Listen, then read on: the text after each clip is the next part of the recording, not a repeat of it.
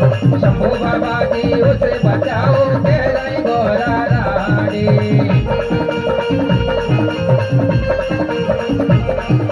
कह रही गोरा रानी उसे कह रही गोरा रानी।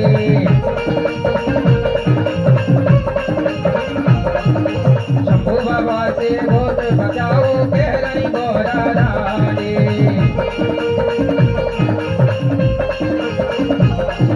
पत्थर उठा के शंभू फेंके,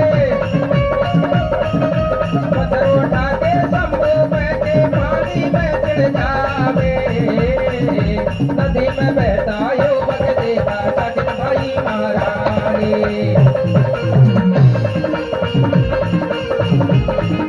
नदी में बहता युवक देखा सचिन भाई महारानी। नदी में बहता युवक देखा सचिन भाई महारानी। नदी में बहता युवक देखा सचिन भाई महारानी।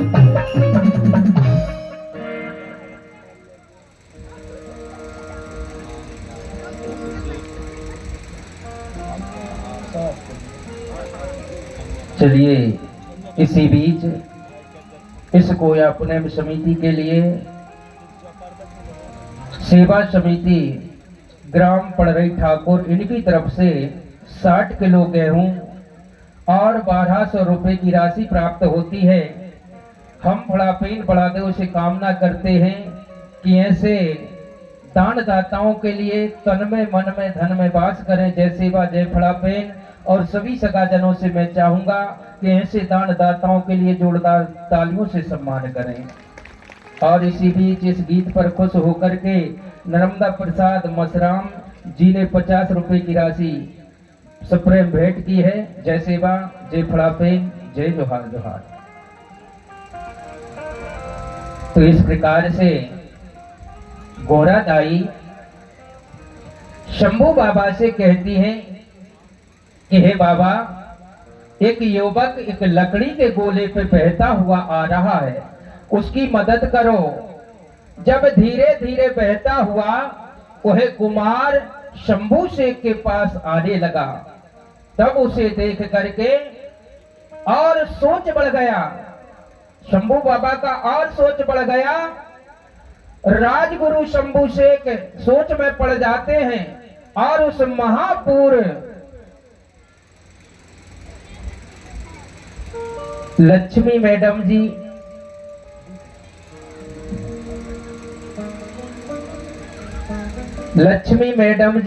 इनकी तरफ से 100 रुपए की राशि और कपिल मसराम जी हमारे राजा साहब उनकी तरफ से 50 रुपए की राशि इस गीत पर खुश होकर के प्राप्त होती है। जय सेवा जय फड़ापीन जय जोहार जोहार।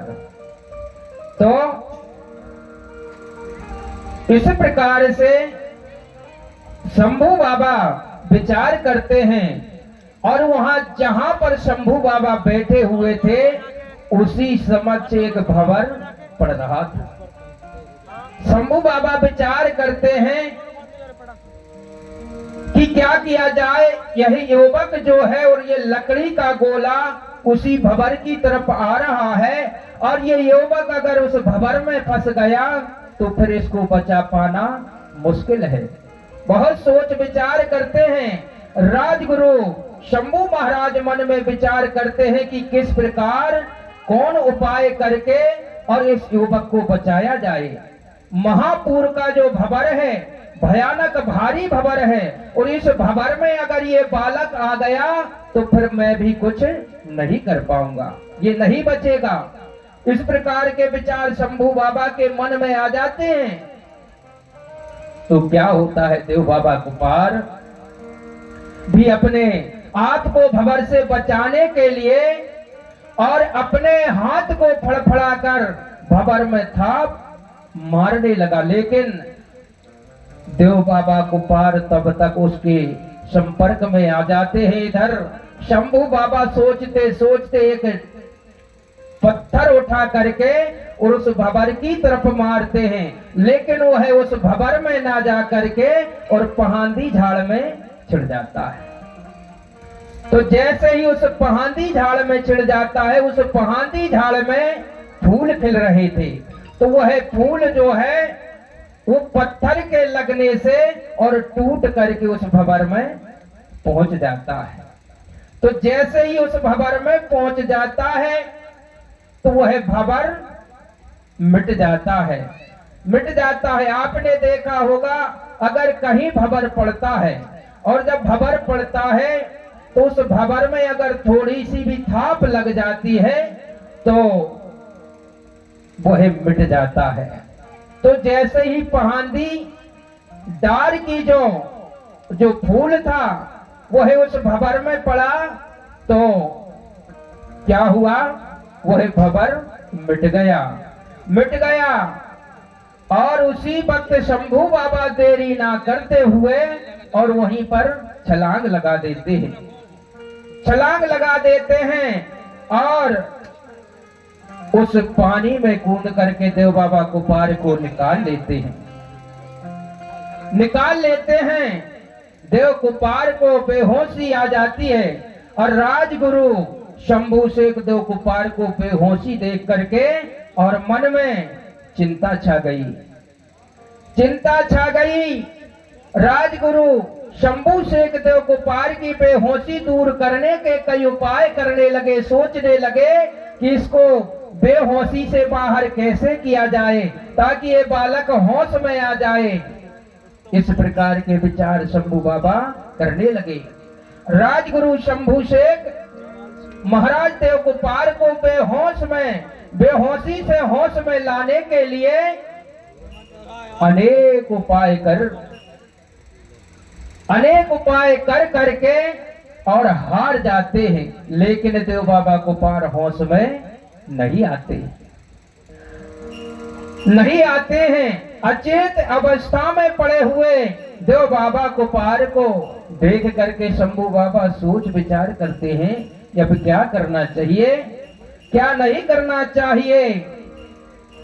इस बालक को होश में लाने के लिए क्या उपाय करना चाहिए। शंभू बाबा ने सारे उपाय कर लिए, उसके पेट से पानी भी निकाल दिया, पानी भी निकाल दिया, लेकिन श्वास तो चल रही है लेकिन उसको होश नहीं आ रही है। शंभू बाबा ने उठाया और एक चक्कर ऐसे लगा भी दिया, फिर भी वो होश में नहीं आया। कई यत्न कर लिए, कई उपाय कर लिए, लेकिन उस बालक को होश नहीं आई। जब होश नहीं आई शंभू बाबा सोचने लगे अब ये क्या करना चाहिए ताकि इस बालक को होश आ जाए। तो शंभू बाबा अपने हाथ की गोंदाड़ी को लेकर के और उसके सुरों को निकालने लगे, डमरू को बजाने लगे। जैसे ही शंभू बाबा डमरू बजाते हैं, जस जस गोदाड़े ध्वनि गूंजत कुपार के कान, तस तस आवत चेतना निकसत सोय जुबानों। तो जैसे ही शंभू बाबा उस गोंदाड़ी की डमरू की ध्वनि को निकालते हैं, तैसे ही उसके अंतर मन से चेतना जागने लगी, बेहोशी से होश में आने लगा और गोंदाड़ी के आवाज की तरह अपने मुख से वाणी का उच्चारण करने लगा। जैसे जैसे राजगुरु शंभू शेख डमरू को बजाने लगा, वैसे वैसे देव कुपार अपने मुख से वाणी का उच्चारण करने लगा। देव कुपार जो अचेत अवस्था में थे, अनेक मुख से, उनके मुख से 12 स्वरों का निर्माण हुआ, 12 अंकों का निर्माण हुआ और उच्चारण किया। जब देव कुपार को गोंदाड़ी के स्वर का ज्ञान हो गया, तब राजगुरु शंभू शेख ने जाना कि चेतना में आ चुका है। तो उस बालक ने जैसे अपने कानों से उस आवाज को सुना, तो किस प्रकार से उस डमरू की आवाज से जो सुर निकला तो वह अड़ंग अड़ंग गिड़ंग गिड़ंग गिड़ांग गिड़ांग उड़ांग उड़ांग, इस प्रकार से उस डमरू से ध्वनि निकलती है।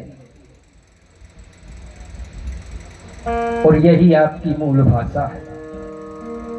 शंभू की जो डमरू से जो भाषा निकली है वही आपकी गोंदाड़ी से निकलने वाली गोंडी भाषा है। तो जैसे ही ये शब्द निकले तो उसने अपने मुख से उच्चारण किया अड़ंग यानी अरम, अरम आने अना, अना आने मैं। शंभू बाबा को देख करके यानी उस बालक ने, उस युवक ने पहला उच्चारण किया अड़ंग, अरम, अना, अना अने मैं कौन हूं? हे शंभू बाबा, शंभू बाबा कहने लगे कि हे बालक तुम कौन हो और यहाँ क्यों आए हुए हो? उधर क्या कर रहे थे तुम नदी के पूर्व में?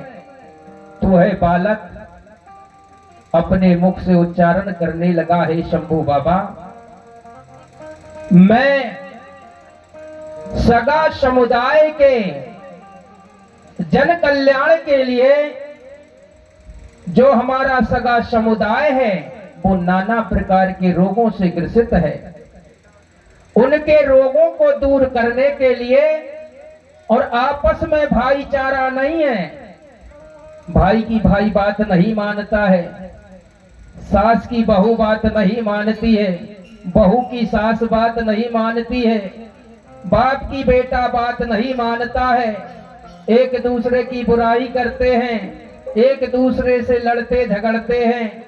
इसका कारण क्या है और ये नाना प्रकार की बीमारियां क्यों फैल रही हैं, इसका कारण क्या है? यही जानने के लिए मैं निकला हूं। यही जानने के लिए मैं निकला हूं।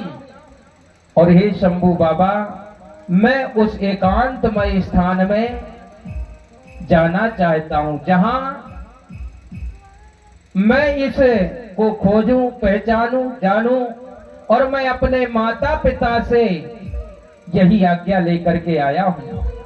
तो इस प्रकार से शंभू बाबा को अपने विचार देव बाबा को पार सुनाते हैं। तो चलिए हमारे बीच में हमारे उइके जी एक छोटा सा गीत लेकर के आ रहे हैं।